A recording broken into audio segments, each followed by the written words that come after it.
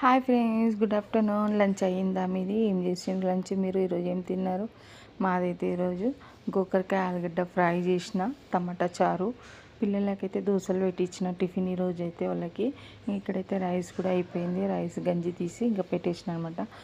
ఇక్కడ టమాటా చారు పెట్టిన. అక్కడ ఏమంటే సాయంత్రం పిల్లల కోసం ఈవినింగ్ స్నాక్స్ కోసం అని బాయిల్ చేసి అయితే పక్కకు పెడుతున్నా. ఎందుకంటే వేడి వేడిగా ఉంటే అప్పుడు చేయడానికి కాదని ఇప్పుడైతే బాయిల్ చేసి పక్కకు పెట్టుకుంటున్నాను అనమాట. ఏందో అది రెసిపీ పెడతాను నేను సాయంత్రము. ఇక్కడైతే ఇంకా మా వారు వచ్చే టైం అయింది లంచ్ కానీ ఇంకా ప్లేట్ అయితే పెడుతున్నా మా వారి కోసము లంచ్కి. టమాటా చారు ఇంకా తాలింపు ఏం చూపించలేదు మీకు.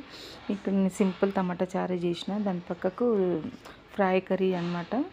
గోకరకాయ ఆలుగడ్డ వేసి అయితే ఫ్రై చేసిన, ఆలుగడ్డ అయితే బాయిల్ చేసి పెట్టుకున్నాను అనమాట.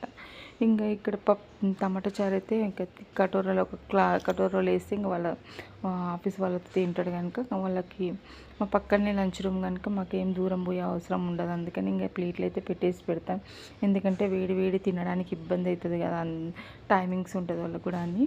ఇక్కడైతే నేను పెట్టేసి పెడతాను అనమాట. వచ్చే ముందు అయితే పెడతా, 5 మినిట్స్ ముందు పెడితే కొంచెం చల్లారిపోతుంది. ఇక్కడ టమాటా చారు వేసేసిన, రైస్ కొంచెం మురుకులు పెట్టిన.